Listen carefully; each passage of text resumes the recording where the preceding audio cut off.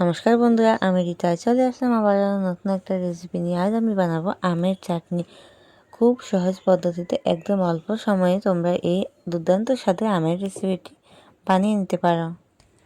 আমের এই চাটনি কিন্তু বন্ধুরা তোমরা একবার খেলে বারবার বানাতে ইচ্ছে করবে। এটি খেতে দুর্দান্ত হয়। নতুন বন্ধু যারা আমার চ্যানেলে আজকে এসেছে অবশ্যই আমার চ্যানেলটি সাবস্ক্রাইব করে পাশে থাকবে। আর এই আমের চাটনি বন্ধুরা খেতে দুর্দান্ত হয়, একদম অন্যরকম অসাধারণ একটি রেসিপি। অনেকভাবে কিন্তু আমের চাটনি তৈরি করা যায়। একবার আমার মতো এরকমভাবে তৈরি করে দেখো, এর স্বাদ সারা জীবন মুখে লেগে থাকবে। একবার খেলে বারবার খাবে। আর একদম খুবই সহজ পদ্ধতিতে রেসিপিটা আমি তৈরি করে দেখাবো। সকল বন্ধুকে অনেক অনেক ভালোবাসা। প্লিজ একটা লাইক দিয়ে ভিডিওটা দেখা শুরু করবে। আর রেসিপিটি বানাতে যতটা সহজ, খেতেও কিন্তু দুর্দান্ত হয় বন্ধুরা। রেসিপিটি করার জন্য এখানে দেখো আমি আমগুলোকে সিদ্ধ করে নিয়েছিলাম আগে। সিদ্ধ করে এখন আমি এটা নামিয়ে নেব।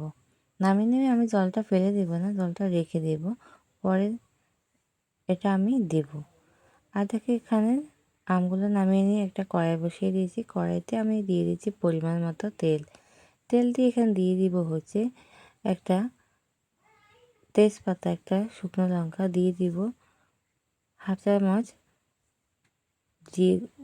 গোটা জিরে, আধা চা চামচের কম পাঁচফোড়ন, আর দিয়ে দিব সর্ষে।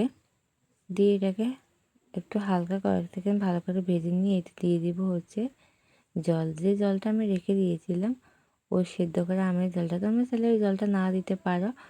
যারা একদম মিষ্টি খেতে চায় তারা কিন্তু পুরোপুরি মিষ্টিটা ব্যবহার করতে পারে। আমি এখানে টক জল মিষ্টি করবো, তার জন্য আমি ওই আমের জলটাই দিয়ে দিয়েছি। তারপর এখানে দেখো দিয়ে দিয়েছি 1.5 কাপ চিনি। আর দিয়ে এটা খুব ভালোভাবে একটু মিশিয়ে নিয়ে দেখো খুব ভালোভাবে ফুটে উঠেছে। এর সাথে দিয়ে দিয়েছি অল্প পরিমাণে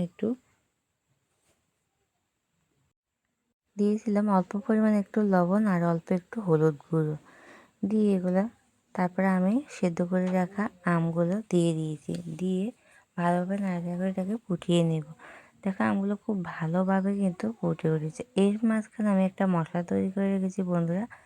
মশলাটা এখন দিয়ে দিচ্ছি। মশলা তৈরি করার জন্য আমি এখানে দিয়েছি 1 চা চামচ পাঁচফোড়ন, দিয়েছি আধা চা চামচ মৌরি, সাথে দিয়েছি 2টো শুকনো লঙ্কা। দিয়ে আমি এটাকে গুঁড়ো করে নিয়ে ওই ভাজা মশলাটা এখন এর সাথে দিয়ে দিয়েছি।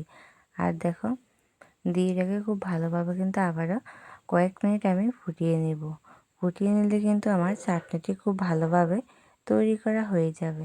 আর দেখো খুব ভালোভাবে ফুটে উঠেছে। আর আমি ওই চিনি শিরাটার মধ্যে কিন্তু দিয়ে দিয়েছি।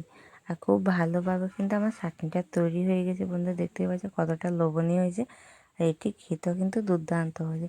সকল বন্ধুকে অনেক অনেক ভালোবাসা এতটা সময় আমার সাথে থাকার জন্য।